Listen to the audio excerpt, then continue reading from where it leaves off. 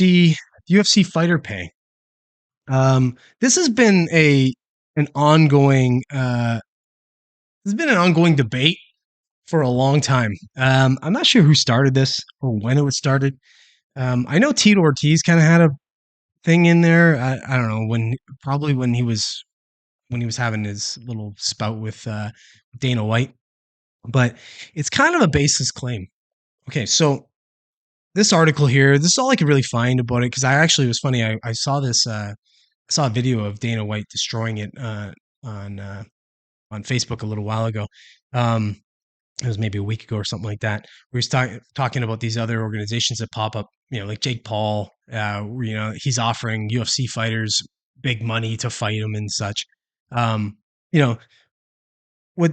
So Dana White's position on that is that the UFC's been in business for 20 years. They're an actual business.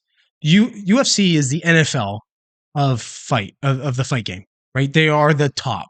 They're the NHL, the NFL, the NBA. They are the top. Nobody can dispute that fact that the best fighters come from there or try to end up there. All of that. Um, the fact that they've been in business for 20 years and been doing well, this tells you that all this bullshit of like fighter pay is just that. It's just, it's, I'm sure there are certain fighters that could get paid more or maybe should get paid more. But I think when you try and say all of them, you lose that credibility again. It's like I think there are some isolated incidents of certain fighters that maybe should get more pay or might be more of a draw. Um, like for example, let's take someone like a Nate Diaz, right? Um, Nate Diaz, like he's the heel of the UFC.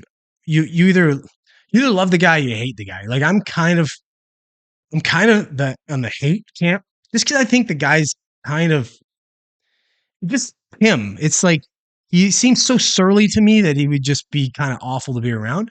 But I completely respect his fighting. I think he's tough as nails, and I think he's a massive draw. So I like that's why I'm in the middle. Like I personally, I think he's kind of like meh. But as a fighter, I love watching him fight because he's game. He's always bringing the fight. Um, so maybe he might have been underpaid at times because I think he might have been more of a draw, or or there's other fighters like maybe I don't know. There's back in the day there was guys like Clay Guida, um, you know, that would just come out and just smash. Right? They didn't care. They were going to get punched in the face. And they were going to punch back in the face. So exciting to watch. Um, but other than that, I mean, how can you run a business for 20 years and if you were underpaying your fighters that whole time? Like, why would they go there? There was Pride, there was all these different organizations that were around. Why wouldn't they just go there to fight? It's so I just feel like these are claims made by people that want to see the UFC crumble, or they think it's going to be good for their brand. Like someone like a Jake Paul, like he says that because he's in that game, or Oscar DeLaHoya, he runs. I forget what his fight um, organization, whatever is called, but um, he always says that, but yeah, he's a hypocrite and doesn't pay any of his fighters any more than the UFC pays him. In fact, most of the fighters that fight in his organization make less than UFC fighters. So it's a bunch of nonsense, really. And if you ever want to really look it up, look up, I think it's the Mac Life or something like that. There's a great video of Dana White. I should have queued it up. I could have played a little bit of it.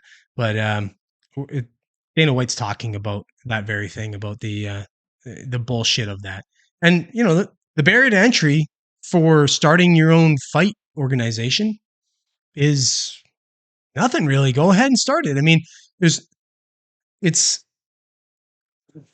like the UFC is an actual business. It's an actual organization. There's a ton of these little like fly by night fight organizations, if you will. I'm pretty sure there's one that thing's starting now. That what's his face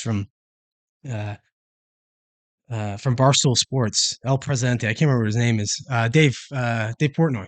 I'm pretty sure he's got one going on now. Some kind of brawl thing. It's like a bunch of jokers fighting. It's just like it's basically like watching back in the day. There was a thing called bum fights, and it was literally two bums that were paid to fight, and it was awful. You know, that's that's basically what you got. You've got the UFC, and then you've got a bunch of hack wannabes. So until the hack wannabes are competing with the UFC, to me, it's just like the I don't know the AFL trying to um, compete or criticize the NFL. You know, it's like fuck off. You got a garbage. You have a garbage organization. You have a garbage sport that you're trying to peddle off as something people want to watch, but it's not. So I think it's pretty much the same thing with the UFC.